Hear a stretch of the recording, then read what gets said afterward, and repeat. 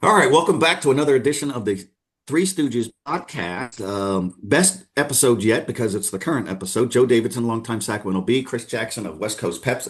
Preps. He's got the sponsor here on the chest and up in the hat gear, and Jordan Georgeson of Gold Country Media, who might grace us with his son today, his young baby son, which we won't say no to because we want to class up the joint. But we talk high school basketball. We talk high school football. Big on the CIF. Sac-Joaquin Section, that's the heart of our coverage area, though Chris Jackson has a pulse on things going on in the Bay Area, up and down the state. We're going to talk a little NFL, who are some of the locals, California guys in the NFL playoffs, including Shaq Thompson of the Grant Pacers and the Buffalo Bills, a linebacker there. We're going to talk about standout freshman boys basketball players. Will they stay? Chris Jackson saw a couple of them go head to head in the Monticello Empire League last night. We'll also talk a little bit about sportsmanship, if not a lack thereof, um, in a game that Chris Jackson saw as well. Jordan will keep us posted on what's going on with Del Oro girls basketball in Placer County, where you have an overreach of a booster, not a booster, but somebody from the board and those kind of things. And what's a strong boys basketball league of note in the Sac-Joaquin section? I think we just agreed it's the Foothill Valley. We'll break all of that down. But first, Jordan, let's go to you. I saw that the Placer Joint Unified School District put out a statement on what's going on with Del Oro girls basketball in Loomis in the heart of Placer County. What did you find interesting about the statement? Maybe the timing, and what was your role in it? Not so much maybe the story that you did on this unusual basketball coaching change, but just maybe some questions that you had for the district. But this is how districts run. Sometimes they don't post anything right away, and a lot of times they just rather that the media not touch about some of these things, but we have to. So if the floor is yours, sir. Yeah, definitely. And, it's one thing I've actually told to some people because I've had people reaching out to me saying, hey, this last story you did was a hit piece. And I always say, well, as a reporter, when someone comes to me with allegations that they had against an elected official involving a program and they have evidence to back it up, I can't not do a story on this. So, I mean, every person that was named in the story had a chance to speak. But, in the case of all this, there's been, I don't want to say fallout because it's clearly not showing on the floor, but Tristan York was named the interim head coach. And, Joe and Chris, as well as anyone, when these things happen, I feel like the interim coach kind of gets almost caught in the crossfires a little bit of this, where, they're taking over in a position where you don't want to say they shouldn't be taking over because the reality is they shouldn't be taking over because of what happened, but that doesn't mean they're not qualified to take over, and that doesn't mean they're not doing a good job. Tristan York is doing a great job with this. He's the interim head coach with Del Oro, took over in the Ponderosa game. I want to say they're 8-1 since he took over, especially after last night beating Folsom and now looking like the team to beat in the SFL. They've won 7 straight. It was interesting though. So in the wake of all this, you know, this big story. I had received a tip from a few different people actually saying that this trustee that was accused of the overreach is on the interview panel to find the new head coach. And I already found the timing of that interesting because the position had closed and they're going to start interviewing candidates soon. And one, I found after this story coming out that, there's supposedly this guy is on the panel again. I thought that was strange. And it felt kind of almost, tone deaf in a sense of whoever picked that panel, even if you think he's qualified or not, but that's here nor there. But, I reached out to the district trying to see, hey, when's the timeline for this new head coach coming in? Is Tristan York expected to finish the season? Because, I mean, whether you think this situation should have happened or not, the reality is these girls have already faced one coaching change this year. The interim's coming in, he's 8-1. He's doing a good job and he's, keeping a culture for girls that have kind of had to deal with some turmoil this season. Um, and it's interesting that they're interviewing a head coach right now.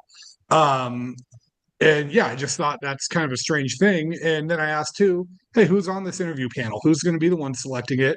And the district told me, hey, all that's confidential, but we'll come out with a statement. They came out with a statement, I think yesterday, that basically just saying York was announced as the interim head coach, which was information we already knew. And so, nothing really new there, but interestingly timed. But, I mean, I got to give credit to him. Has an interim coach ever been in the conversation for coach of the year? Because I really do think he's making a case for it right now. I mean, with last night's win over Folsom, Del Oro has a case to be the top team in our Gold Country rankings this coming week. Um, they've got some impressive wins on the season. They didn't play the toughest non-league schedule. But, I mean, still, when you look at some of these wins, they're impressive wins. I saw this Chico team play. Beating that Chico team is no slouch. Beating Interim is no slouch. Ponderosa, no slouch. The only losses are San Marin and Antelope. Good programs. 12 Bridges having a great year. Whitney's been a great program. Sacred Heart College Prep has been a great program. Another win over Whitney. Rockland's looked good, and then this win over Folsom. So, I mean, look, the record speaks for itself, and no matter what these girls are going through, they're finding ways to win. And I do have to give, the kudos to Tristan York in this situation because I'm sure it's kind of uncomfortable for him too. You're kind of coming in, you don't really know what to expect. You probably, even if you're the JV coach, which he was, you might be hearing maybe turmoil or you may hear some things, but at the end of the day, you're not always at these varsity practices. So a lot of times these interim guys don't even know what they're walking into completely. I also think it says something about the leadership of some of the seniors on this group. Maddie Poe, one of the most dynamic players you can watch. She's got a case for player of the year. She can score anywhere. Frankie Steffes has been fantastic for them as well. The freshman Wyatt Kelly down in the post, she's been fun to watch. She can rebound, she can score on the inside. Elena Estrada looks good. Ali Van Niker looks good. Katie Ingram has had some flashes that I've seen games I've been to. And this whole team, I think there's 9 players on this team, and I can point to every single player on this team having made a contributing play in games that I've seen from them this year. And yeah, it's going to be interesting to see what happens in terms of, the trustee situation.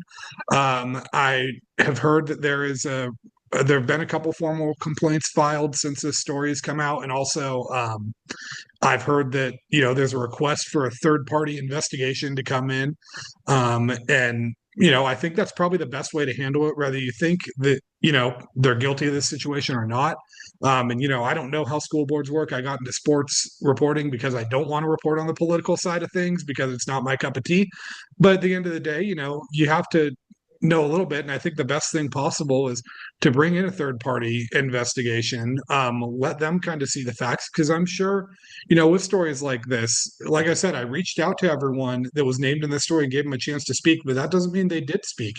And when people say it's one-sided, well, yeah, I'm sure the story does skew to one side a little bit when only one side's going to talk, or one side issues more of a statement. I think bringing in a third party to do this, where the anonymous people that talked can feel free to speak, the people that were being named or being accused of stuff can feel free to speak and tell their side, and really just let this third party group kind of determine what situation is probably the best way to deal with it. But I mean, if we're going to give a team of the week thing, I think we've got to give it to Del Oro's girls right now for what they've overcome this year, because you wouldn't know this is a team that's gone through what they've gone through this year. No, and it's excellent reporting by you, Jordan, and Gold Country Media, all rooted in how does a coaching change suddenly happen for a team that got off to a 7-1 start, previous coaching staff, highly regarded. They all stepped down in unison because they didn't like this power move from somebody from the district. And so it's worth a read if people are listening or watching, wondering what we're talking about. That's what Del Oro needs more than anything. Chris Jackson and I agree. You agree. You've written about it in our Sacramento B Top 20. Christian Brothers is top ranked. Antelope is number 2. Del Oro, right there. And we just mentioned a moment ago, this could be the class of the Sierra Foothill League. Folsom is will may attest to that after last night's effort. So kudos to those kids hanging in there. They need stability, and so that's where we're going there. Chris, let's just jump right into some boys basketball. You saw um, 2 fantastic teams last night. The Sacramento Dragons of Oak Park went to Solano County and played the Vanden Vikings in a Monticello Empire League boys basketball game. What happened? Who won? Was there something that kind of caught your attention at the end of the game for maybe all the wrong reasons? And how would you size it up? And we'll also talk in a moment about some of these fabulous freshmen out there, including one from each of those teams at Sac High. There's one at Monterey Trail.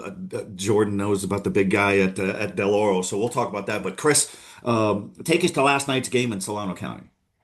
All I can say is I can't wait for the rematch when it's in Oak Park. I should probably check the date out and throw that in my Outlook calendar immediately. But Sac-High won 56-52 over Vanden. It was a game around Sac-High went up 24-15, then Vanden closed the first half, I think. What was it on a 15-2 run? Takes the lead, gets an 8-point lead after James Caraway hits another three. He poses for the cameras for a second. They go down, go back up one Templeton Fontaine, their star point guard, Division One prospect, four offers there, gives him back the lead, but then Sakai, Moshe Ward, a 6'9" big man. They've got a lot of length because you've got him, you've got someone else that's 6'6", you've got William Phillips, a 6'7", 6'8", a guard, a freshman who we'll get into in a couple minutes, and Sakai won that game 56-52. But there was some post-game stuff that did happen where there was a dunk few seconds after the final buzzer, you could say, and Vanna didn't like it, and good for Vanna's administration, separate and immediately, and diffused the situation. Both teams went to their respective locker rooms, and that was that, and nothing else happened after that, which is good, right?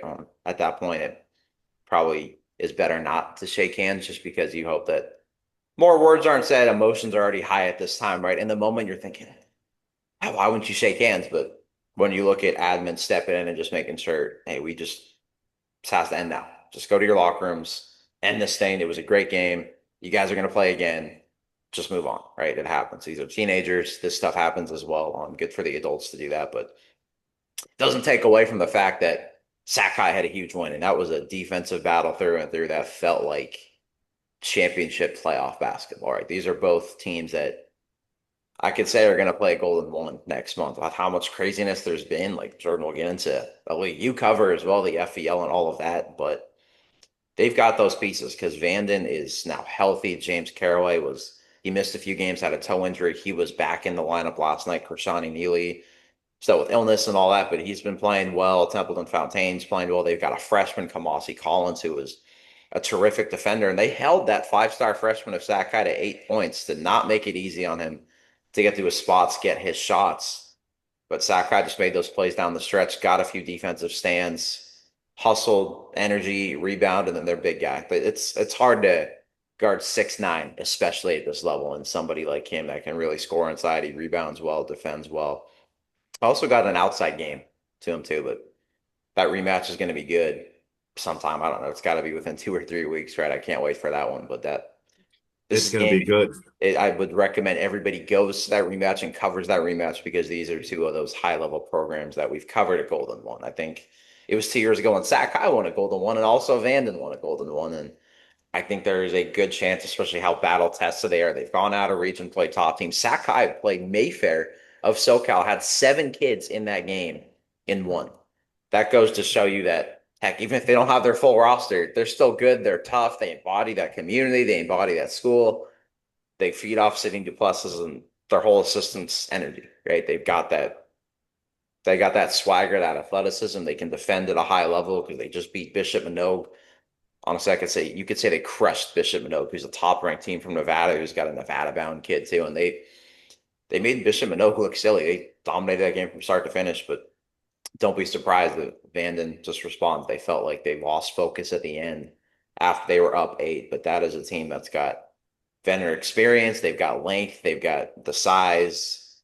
Great young talent that we'll get into in a minute. And obviously when you got a coach like Michael Holloway, who's got over 500 victories under his belt, and even with injuries, they make no excuses. They were still 11-3 entering that game against a great schedule, despite various injuries, sickness. You know the way it goes this time of year with the flu bug, whatever the heck else, and you travel all the time in the holidays. And Vanden's one of those top teams in Division One still, and they are going to be one of those teams that factors into that mix with Sheldon, Modesto Christian, Folsom, McClatchy, Franklin, and all those top dogs. And if you don't even make the semifinals of Division One, I still think that means you could probably win the section title in just about any other division there is. Great job, because I was about to drop those names from the Elk Grove Unified. The Sheldon Huskies, top ranked by Sacramento Bee, top ranked by Chris Jackson, West Coast Preps in the Sac-Joaquin section. The Franklin Wildcats off to a 16-1 start. The Folsom Bulldogs playing really well. That's our 1, 2, and 3 teams in our Sacramento Bee rankings. I have Jesuit number 4. No losses locally. Big win against Christian Brothers. McClatchy, big surge. Chris has written about this. West Coast Preps has written about the McClatchy Lions of Sac City Unified Division One. Placer Hillman, Division Three, maybe the favorite there, but not an easy go in the Foothill Valley League. We've got some bruises in that league. That Placer's certainly the favorite, but is not unbeaten in league because Roseville just beat them.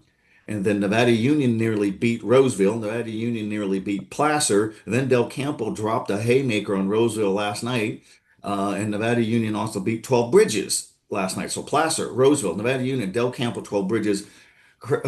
Jordan, that's quite a league race. And maybe these are good challenges in a setback here and there for the Placer Hillman. It's hard to maintain all manner of rolling momentum, and sometimes you need to get shaken up a little bit. So the key will be how you respond. But how would you size up the Foothill Valley? That's quite a rumble with a lot of games to go. Yeah, it's already shaping up to be, I think, the league that's kind of going to tilt the scales in Division Three because the winner of that league, especially going in, I think the consensus was Placer and 12 Bridges through non-league looked like the top two, and then it was going to be kind of who's going to be that third spot, Roseville and you. Del Campo just inserted themselves into that conversation.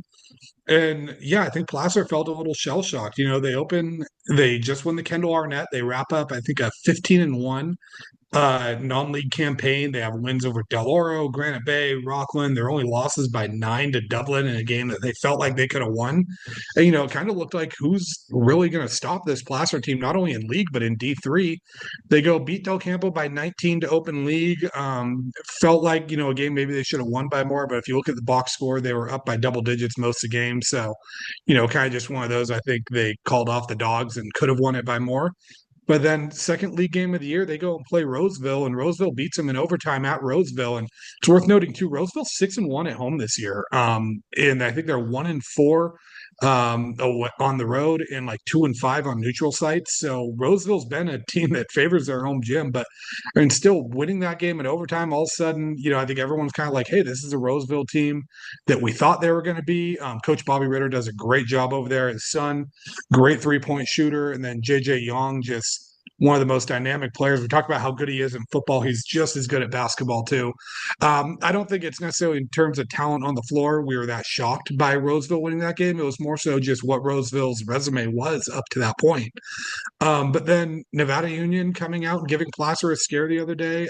Placer trailed by 11 in that game after the first quarter, I think by 8 at halftime. They held Emmett Rose to only 4 points. And we've kind of said what it's going to take to slow a team like Placer down is they've got that big three of Cannon Rector, Emmett Rose, and Joe Manley. Any of them can go for a double-double on any night, so you kind of have to pick your poison. But the reality is, every player is going to have an off night, even the best in, the area. And when there's nights where you get maybe 1 or 2 of them on an off night, there's blood in the water. And Roseville kind of exposed that. Nevada Union always plays Placer tough. And then Nevada Union going and beating 12 Bridges last night up, I think that was at NU too. That's a huge win for them.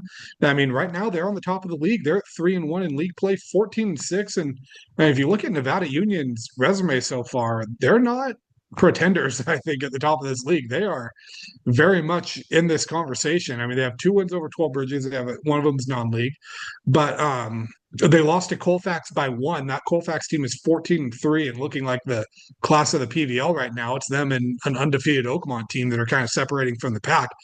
Their losses are, a lot of them are out of the area. They lost to Atascadero, Arroyo Grande, 2 teams down in Central California, lost to Enterprise up in Reading, Rio Americano by 11, a very strong Rio Americano team. They have wins over Foothill. They beat Del Campo twice already. So, this is a Del Campo team that just throttled Roseville. They beat Valley Christian. They beat Vacaville. So this NU team is, I don't think they're going anywhere. I think they're going to be on the top of this league.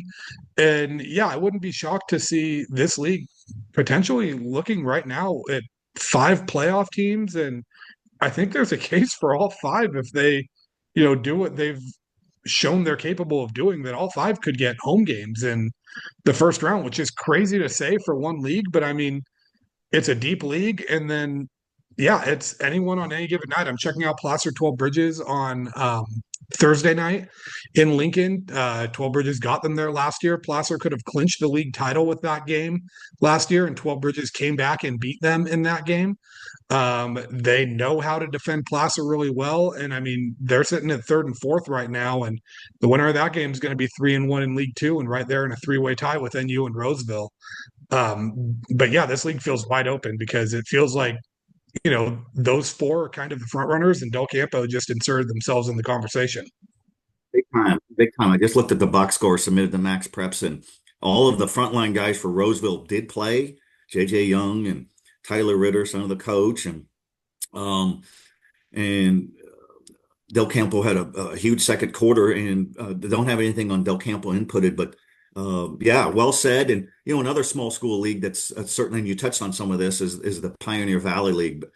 These teams are all unbeaten in league at 3-0. Bear River, Marysville, Oakmont, Colfax. Wow, that's a great start. Oakmont might be the surprise team of the season.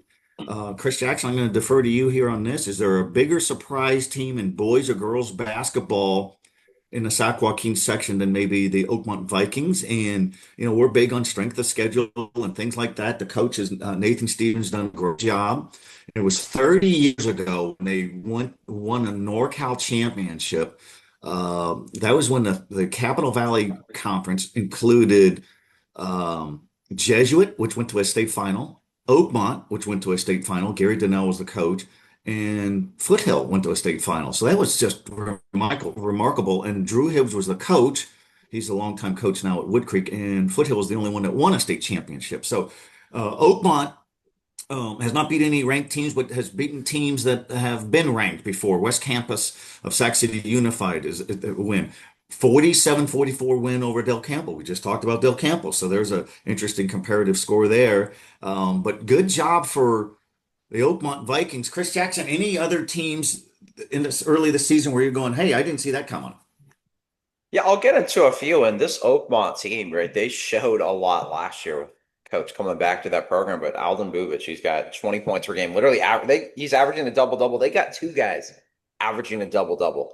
You've got Bubic, and then you've got Jaden Washington averaging 15 points, nearly 11 rebounds per game, and over 2 blocks, right? When you've got two guys averaging a double-double, and then they've got other guys stepping up. They've got third, fourth, fifth type of scorers that are really coming through. They've got a game against Lincoln tonight, actually, then Marysville, then Colfax, and Bear River. So this stretch coming up after this should be terrific basketball for them, but well coached, great program. And we've talked about Oakmont as a baseball school. Well, is Oakmont becoming a basketball school too, with what they've done in the PVL and how they've really kind of risen back these last couple of years. And to go 17-0, I don't care who you're playing. If you're 17-0, you're doing something right. And Nathan Stevens doing a great job there at the helm. And, if I'm going to talk about surprise teams, like a Tracy High School in this section could be a surprise team, not in terms of, we're not surprised that they're good, but in terms of who they've beaten this far, because Maximilian Russell is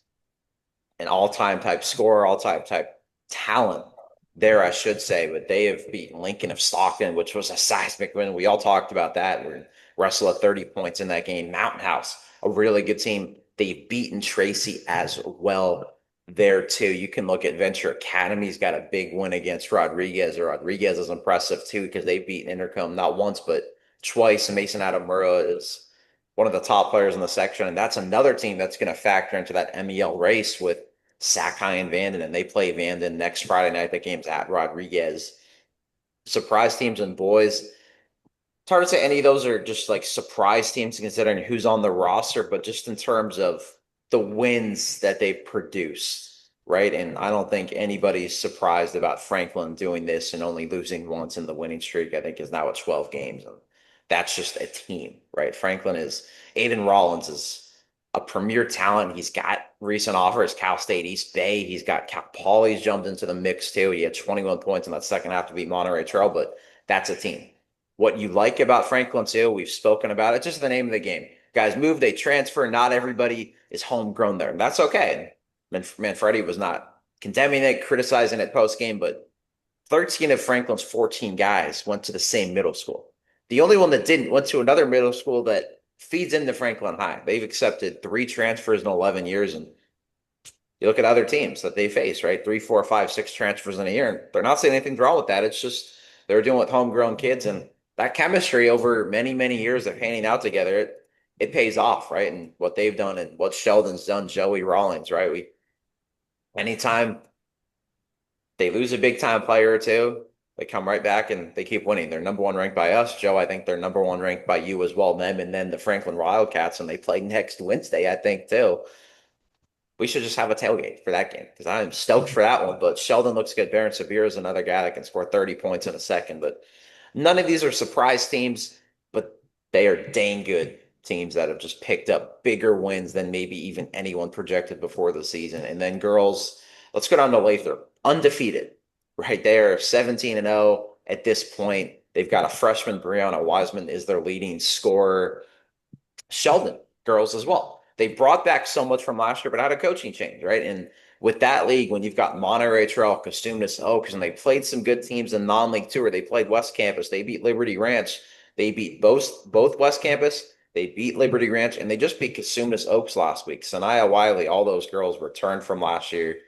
They've got this great team, and you got to give kudos to Del Oro, right? In terms of we knew what they were capable of, but to go through a mid-season coaching, not even mid-season, early in the season coaching change, you can say, and respond like that. If kids can respond like that to adversity, all of us adults can learn from that too, right? That is a testament to them. And Tristan York's in that tough situation where as the interim coach, usually the interim coach isn't the one that's the top candidate to be the permanent head coach. We've seen it in college. We've seen it in the pros, right? Like Mike Kafka is not going to be the New York Giants head coach going forward permanently, right?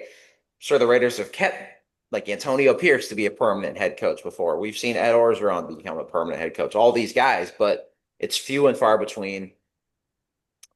Perhaps that he becomes that guy and he gets a serious look at this going forward because of what Del Oro has done. But Sheldon's one of those top dogs that has to be considered. Central Catholic is still undefeated in this section as well. And Union Mine's really coming along. They had some tough battles early, but they beat Bret Hart, who's a defending section champ. They were within, I think, 2 points of beating Liberty Ranch, Adriana Cavallaro. You've got Camden Keeler, both playing really well. They've got girls coming back from serious injury. And Hannah DeWater, who's played college hoops, a Union Mine girl through and through, and doing an excellent job there. But these are some of those teams that might be doing better than initially expected. And Cosumnes Oaks, they have beaten McClatchy this season.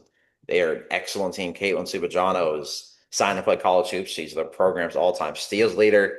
She will probably become the school's all-time leading scorer by the end of the season as well. But they've got a terrific freshman class as well. It's, I think, 4 freshmen that are all getting serious playing time on that roster right now too. But I think that's what makes this season so fun is, yes, you could have maybe predicted some of these top dogs, but other programs coming through. That's what makes it so fun. Projections, all that stuff, preseason rankings, that's all fun to make, yes, but that first game hits, none of that freaking matters because we know different storylines, different teams, different players are going to emerge. There's going to be a new breakout player. A new head coach just finds his footing, culture builds. There's this great class, and we're seeing this everywhere. But I'm going to go back to it. I don't think there's a bigger, quote unquote, surprise team than Oakmont. They're probably not surprised, but just in terms of going 17-0, having some impressive wins, and having 2 guys averaging a double-double is unheard of at just about any level. No, that's good stuff. And you talk about teams in Lathrop and in the Modesto area and Placer County, Elk Grove Unified with Cosumnes Oaks with the massive large enrollment should be a sleeping giant in everything in football, basketball. When you have big enrollment and you get an excellent athletic director and George Smith and all those kind of things. You mentioned Chris Jackson. You mentioned Aiden Rollins. He's the 6'3", 4th-year starting guard for the Franklin Wildcats of Elk Grove Unified. One of his best friends in the world is Max Van Lanningham. And my hook here, as I segue to Jordan here, is both of these guys are 4-year starters. They were impact players as freshmen. And I saw Max Van Lanningham last week in the Wood Creek Timberwolves of Roseville, and he was on his game. He's a Long Beach State commit. Did a profile on him, and for as great as he is on the court, and he's a power dunker, and he's a rebounder, and he's a back to the basket guy, and he runs the floor. He's everything that Coach Drew Hibbs likes. He's an effort guy. He will call out his teammates in practice. We got to work harder. He will text his coach, Drew Hibbs, and say, let's do another hard practice, and all those kind of things. Um, so he was a 4-year starter. He was an impact player as a freshman. Let's break down some of these great freshmen. Jordan, I'm going to go with you first. Del Oro, the Golden Eagles. We talked about the girls. Well, the boys have a big man of note. What's his name?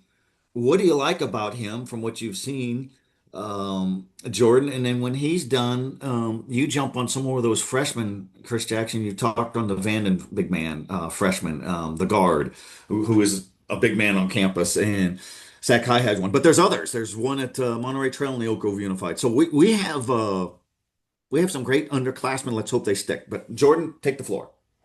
Yeah, Kian Mula of Del Oro has stormed onto the scene this year. I remember watching this guy in the foundation game against Nevada Union. And, watching what he did in that game, I already was like, this kid's going to be a star. He's listed at 6'8", and Chris, you've seen him before. John, I don't know if you've gotten a chance to see him, but I think the scariest part about him is he looks like he can still grow another inch or two and probably put, another 20 pounds of muscle on before he's completely filled out. So I don't think this kid's done growing. He's averaging 14 points a game and 8.7 rebounds a night, leading Del Oro in both. Also third on the team in assists, 1.5 assists per game, 2.1 blocks per game too. So, this kid's doing basically everything. He can shoot from outside. He can, play inside. He's had some nice dunks so far. He actually missed on an alley-oop opportunity Friday night against Rockland that I think would have blown the roof off of that gym. But he's been a tremendous kid to watch so far. And the way he's kind of stepped in as a leader, you watch this kid play and he's got maybe, the awkward length a little bit that you see in freshmen sometimes because the kid's 14 years old, but you don't see necessarily the leadership and the poise that this kid has in big moments and big games. The Kendall Arnett final, he was one of the biggest players for Del Oro in that game in a hostile environment, in a sold-out gym on a huge stage. He was trying to will that team to a win. They came up just short. But yeah, he's one of those players, and with what Del Oro has too, I know they're 9-7 right now, and 0-3 in SFL play, but I wouldn't count these guys out because they've shown they can be competitive with some of the best. And watching who he was going up against Friday night, Braden Smith of Rockland, another freshman this year that Jeff Harder actually called the X factor of their team. He was the reason they won that game Friday night. And I think the coolest thing about what I saw from him in that game was that he came into this game and early in the game, he actually blocks Mula on a shot and celebrates a little bit, probably a little bit. I don't want to say a little bit too much. I felt like it was nothing crazy, but hey, rivalry game, tensions a little bit high, especially two teams who are 0-2 in league coming in. Refs give them a technical foul, but maybe 3 minutes into the game. One of those things you got to learn you can't do as a freshman. You got to learn when to reel it in. But then he comes back in the game in the fourth quarter and really was the reason Rockland won that game. I think he had like 5 or 6 rebounds in the fourth quarter alone. A few huge defensive stops that really either stopped Del Oro from getting a second chance opportunity or stopped a late comeback, and Rockland kind of grinded out a gritty defensive win. And I asked Jeff Harder about him after the game, and he said, Braden is such a freshman in a good way and a bad way because, he has the moment of, the immaturity of getting the technical foul early on the road in a rivalry game. You can't do that. But at the end of the day, it's a reminder that the kid's 14, but then he comes in, he's able to put that away and have the mature response of being able to come back in, deliver for his team. And he's not a selfish player. He's grinding out gritty minutes and, finding ways to contribute any way that he can. And that's where, that's where the maturity shows up. And you kind of sit there and go, this kid's only 14. And actually, what it reminds me of a lot is, Chris, I think you were at this game with me. I want to say it was 2 years ago when Van Lanningham was a sophomore at Wood Creek, and they had just beaten Del Oro. And we were interviewing him, and we asked him because he didn't have the best night scoring, but I want to say he had like 15 or 16 rebounds. And we asked him something about it, and he said, at the end of the day, rebounding is one thing I always pride myself on because shots are not going to fall sometimes, but rebounding is all about effort. And, if I'm not getting rebounds, it means I'm not putting in enough effort. And Smith kind of shows me flashes of that. But it was that moment with Van Lanningham that I kind of knew that, he had next level stuff, because you don't see that type of maturity in a 15-year-old. And yes, they're going to make mistakes sometimes, like getting a technical foul or, whatever it is. But at the end of the day, it's how they bounce back from it. And seeing that in Smith, I think Rockland has a budding star in him too. And watching him and Mula go up against each other was a treat Friday night, and I can't wait to watch it for the next 4 years. It's good stuff. No, and Chris Jackson, what about the Monterey Trail of Elk Grove Unified? A pretty good freshman there. And there's a couple others out there. And let's just hope these guys stay. But man, it's impressive when these guys are so mature and beyond their years as freshmen. We all remember Mason Phillips, a Jesuit, as a freshman guard in a state championship, has 19 points, and now he's still doing the same thing. Um, as a sophomore, he had 19 points again in his return to Golden One Center when Jesuit played Christian Brothers last Saturday. A big win for Jesuit. But Chris Jackson continue this fab freshman phenom talk here.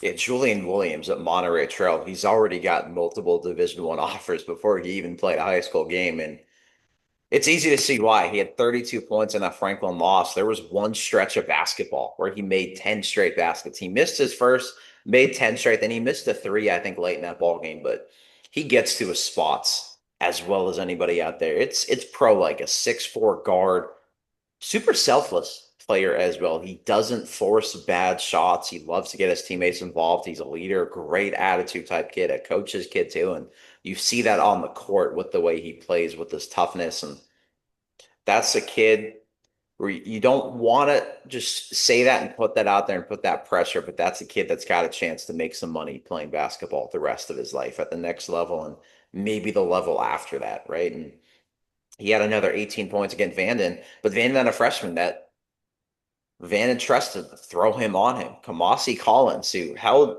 yes, Williams still got his. He still got 18 points, but it was a hard 18 points to get in that game where Collins also scored 19 of his own, hit some big threes, big baskets inside. Hustle guy, but a terrific defender that does not make it easy. He's got his hand in your face at all times, plays great vertically, laterally. He's another one of those kids that should be considered among the top freshmen, right? It's Vanden's in that weird spot at Fairfield, Solano County, where they're not the Bay Area, but are they Sac? Are they not? They're in the Sac-Joaquin section. So you know what? They're in Sac. Okay. And that's a kid that should be considered one of those best. And then he got a chance to play against Sac High's elite freshman, William Phillips, last night, who wasn't his best day scoring the basketball. But again, that was because of Vanden's defense and what they do. Mike Holloway's defense is always well respected, renowned. That's why he's got over 500 wins and counting. He's got all those guys that pride themselves on it. But William Phillips, we had seen that Bishop Minot game, I think 22 points, 14 rebounds, and a great 22 points there. He had, 18 at the half. He's got an excellent mid-range jumper, super athletic. You can't teach that 6'7" size for a guard and what he can do. And he's so freaking athletic. That's a kid that he is a 5-star talent, and we'd love to see him stay here 4 years. But if not, at least we got a chance to watch him play as well. And he's a kid he's going to make some money playing the sport for a long time, I would say. And the Vanden freshman's excellent. And I should also mention William Phillips had 22 points, and maybe it was like 20 points, 20 rebounds when they beat Mayfair that day when they had 7 players going down to SoCal as well. But he's got offers. He's ranked number 3 in America by one recruiting service too. And Christian Brothers has an excellent freshman big man, Joe. I think you saw him against Jesuit. Jaden DeJesus Eves, he is 6'8", and the doctors don't know how much taller he's going to get, but they said he will keep growing. So who knows? He battled Big Max Van Lanningham, and they talked to each other after the game. There's good sportsmanship there, and Drew Hibbs has known his father for years and complimented him in his efforts for the Christian Brothers Falcons. And it's just some of these big, tall guys, these freshmen. The Sac High big time talent. They can handle the ball. The Vanden player that you've talked about and wrote about, Chris Jackson, they play defense. These guys on varsity rosters just because they're there to play. And let's just talk, just stay.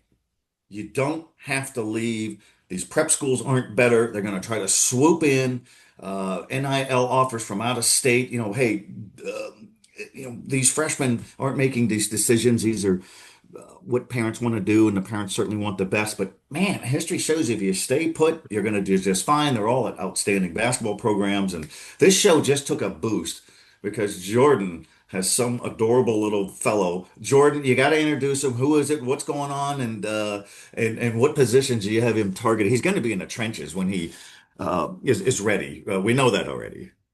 So yeah, we're talking freshmen, and I've got to introduce the class of 2043 right here, top freshmen. We're thinking football, basketball, baseball, three-sport trio. This is little Jace, 4 months old now, and mom's back in the office now. So we're doing a single dad duty. The show, I guess, is three men and a baby this week instead of three Stooges. Yeah, we're looking at, maybe I think, interior offensive line is it's a thankless position, but an important one. I think, maybe if he's unlike his dad, he's got a little more of a slim figure. I think he can be a good little fullback. And then, there's not enough good power forward. So I'm showing him Tim Duncan highlights already. He needs to learn, sometimes it pays to not be flashy. Also, the number one rule of basketball that I've taught him is your elbows are weapons, use them accordingly. We'll see if he ends up, going with that. And then, I mean, nothing wrong with playing the hot corner, third baseman. It's always fun to watch little flashes of Matt Chapman with him. But, I like to think he's going to be like his mom, who was a power bat all through college. I think he can have a little bit of pop to his swing. And yeah, we'll see. 2047-ish. I'm guessing he'll be a first round pick in something. Who knows? The Raiders maybe after Fernando Mendoza's 22-year Tom Brady-esque. There you go. I love it. Tom Brady's campaign. He'll be the one to come take over and continue the story of greatness there. But he's joining our podcast this week because he woke up from his nap a little bit early. Well, that's the good life, man, right there. And he's a handsome young lad. And you're right, elbows are your weapon because he has an older sister who will fight him for the last tater tot if it comes down to there. So She we know fights what's me going daily. on in that family. No, that's great stuff. Oh, because it's always football season, we have the 66th annual Optimist All-Star High School Football Classic on Saturday at Granite Bay High School in Placer County. Covered this game for many years. For decades, it was in the summer, and about 10 years ago, it moved into the winter. These All-Star games are trying to hold on. And so they're for graduating seniors. It's for charity for all the good reasons. Jordan was there last season, or last year I was as well. I went to the North Optimist practice last night. It was held at Casa Roble. Chris Jackson, anytime Chris Horner is involved, the guys are going to be fed well. He's the Casa Roble coach. It was a delight to talk to Mason Susnara, two-time Sacramento Bee all-purpose player. Wasn't our all-metro quarterback. There's a lot of great ones, including Ryder Lyons, but I like to put an all-purpose, meaning that's an all-metro guy. And then Aiden Rollins, not Aiden Rollins, but Aiden Lopez, the 2-year starter for Casa Roble or Sacramento Bee Offensive Player of the Year, one of your award winners too, Chris Jackson, for your postseason honors. And these two guys, they're the norm. There's more guys like this than there are the Ryder Lions who are so, they're 6'3" and 230 pounds, national recruiting profiles. Lopez is not that big, and neither is Susnara, but their heart and effort are that big. And they have both pretty much conceded will probably be junior college guys. They have Division II and Division III offers from around the country. They kind of like the idea of staying home, but they're motivated. And they both talked about, hey, not everybody can play Division I. We're not the biggest guys, we're not the fastest guys, but they have immeasurables, and so those two guys will be worth watching. And for the South, that is coached by the Elk Grove Thundering Herd staff and John Heffernan, with the co-coach being Casey Taylor of Oak Ridge. They have a couple of quarterbacks, Ryder Trantham of Rio Marcano and Logan Wohlers of Rosemont, the Wolverines of the Sac City Unified School District. These are the schools from the South area, so to speak, including Monterey Trail, Casunas Oaks, and Elk Grove. Ponderosa is considered South, and couple Sac High players on there. I will email you both of you guys, the rosters, but no Folsom Bulldogs again, and there's a couple of reasons for that. Folsom is in a state championship. That's a long season, but we do have representation from Winters and Sutter. They also played for state championships. So it's interesting. I hope there isn't a feeling out of Folsom that, we're just not going to do that game. It's just not for us. Only one Jesuit player. It's hard when you've got other commitments and things like that. And generally speaking, no scholarship players play in these games. Once you sign a binding letter of intent, like early signing day, they own you. And if they say, "Hey, you're not playing in an all-star game," you probably abide by that. So again, Optimist All-Star Football Game, 66th annual, will be Saturday, 1 o'clock at Granite Bay High School, so that should be good to see there. But Chris Jackson, I'm not surprising you with anything with what Mason Cisnara, the quarterback from Roseville, said, and Aiden Lopez. These guys, the beauty of playing JUCO football or playing in all-star games, these guys still have something to prove, and they're not. There's a big difference between being disappointed. They're disappointed that they haven't gotten more recruiting interest. They also understand that it's very hard, but they're not discouraged. They good students, good guys. They're looking forward to seizing the world, but no surprise that these guys have a lot of mojo and gusto. They sure do. And that's a big reason why that they've made these great runs, right? And there was a lot of doubt from the outside about Aiden Lopez becoming Casarobli's starter last year. And look what he did over 2 years, right? Becoming the offensive player of the year by us and by you, John. That was a pretty easy decision to make. I think that took maybe the blink of an eye to be like, yeah, Aiden Lopez. And Mason Cisnaro battled with some injury, but when he played, my goodness, look at that final drive of that Roseville section championship game to get them there, and then nearly willing that comeback also against McClymonds in that NorCal final. And D2, D3 ball is nothing to scoff at either. You get that opportunity, not a bad opportunity to take. It's great education, still great football. You're in that small percentage of kids that even get that chance. And heck, it works out. You never know. You can always bounce up too, right? We see plenty of that. Trinidad Chambliss, what did he just do? Division II to then take an Ole Miss to the college football playoff semifinals, and he's going to get drafted. I'm not sure where his positioning is, but he's going to have a chance to make an NFL roster somewhat, right? So I'm not saying that everybody's trajectory is Trinidad Chambliss, but it does go to show you guys end up somewhere, they can bounce up. You can go JUCO, you can bounce up. Don't forget, the JUCO rosters are even better now with the new rules, all that stuff. And now there's a proposal in college football about you can still play 9 games and be a redshirt. Are we going to get the 5-for-5 thing, right? So who knows how that all goes and how roster constraints go and where, I don't know, legislation takes this over the next, I'm not even going to say 12 or 24 months. I'm going to say the next 12 hours, honestly, because at this point, it seems like there's always something new coming up. There was like I mentioned, the whole 9-game redshirt thing came out. I think I read that yesterday afternoon, last night, and who knows where that goes in the next 5 minutes after we get off this podcast. Who knows what we find out about that, right? But you can go play D2, D3, NAIA, play some great football, get a great education, prove yourself to the world some more, and heck, get great film if you want and bounce up, right? That's why there's the transfer portal. That's why that exists as well. It's one of the reasons I should say it exists is you have that opportunity and that flexibility, that freedom of movement. And a lot of guys have bounced up and succeeded, right? Some of these top guys we've seen in the college football playoff have bounced up, right?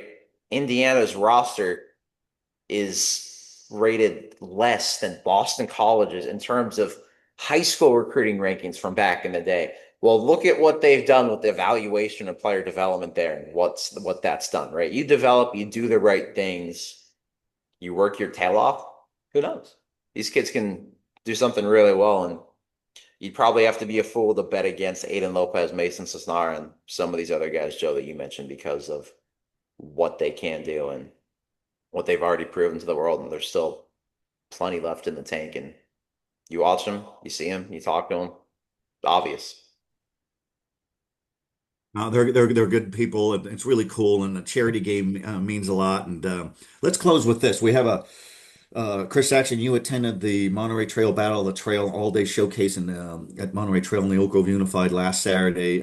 You saw Vannon, you saw Sac High, you saw so many good teams, and Monterey Trail played. And And so Sheldon in the same district in Elk Grove Unified has the Sheldon Block Party uh, on Saturday. 8 games dotting the menu with 7 Sacramento Bee ranked teams and a handful of noteworthy Northern California programs. The nightcap, the 8:30 p.m. game, is a rumble, and it's a rematch of last season's CI Sac-Joaquin Section Division I championship, in which Folsom dethroned Modesto Christian as the king of high school basketball. So that's a rematch. Folsom won that game last season with Coach Mike Wall. He's got Joven DeLay back, Parks Weaver. There's so many other guys. So that should be a terrific game. The other games, Manteca against St. Patrick's of St. Vincent, that opens up the games at 10 a.m. Elk Grove versus Lodi. Christian Brothers versus Edison of Stockton. Grant taking on Western Ranch of Stockton. Western Ranch includes two-time Sacramento Bee Small School Player of the Year in Romello Brune, who transferred from Woodland Christian. That game's at 2:30. Natomas versus the Lincoln of Stockton. Lincoln of Stockton is the top-ranked team for the Stockton record.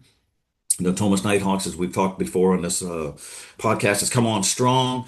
Um, Sacramento High versus Wood Creek. We're going to have some 6'8" guys there with the Sac High freshman guard wing William Phillips, who you've talked about and raved about. Um, Chris Jackson, and we just talked about Max Van Lanningham, the 6'8" big banger for Wood Creek. That's a nice game. And then Sheldon and Baron Sabir, averaging nearly 24 points a game, take on Pleasant Valley of Chico at 7 p.m. Pleasant Valley has been a powerhouse in the northern section.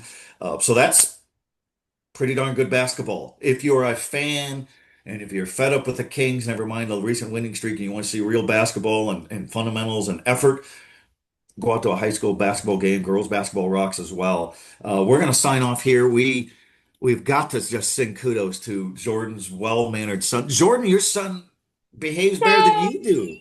He does. He's getting rowdy now because you jinxed it. But yeah, he's getting one bottle in him, and all of a sudden the kid starts screaming.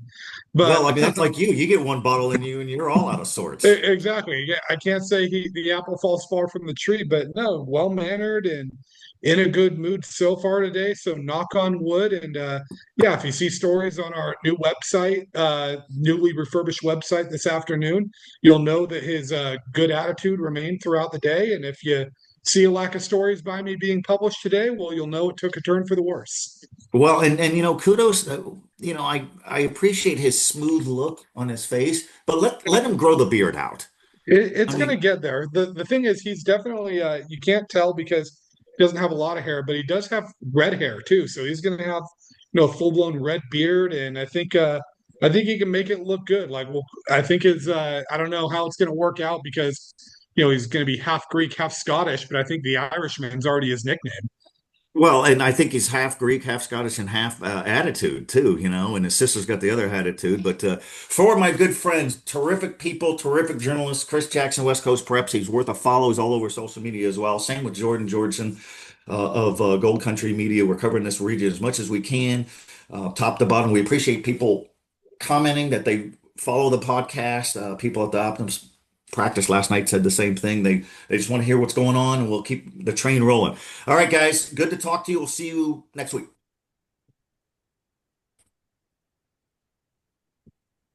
You're gonna have to keep those clips when your little boys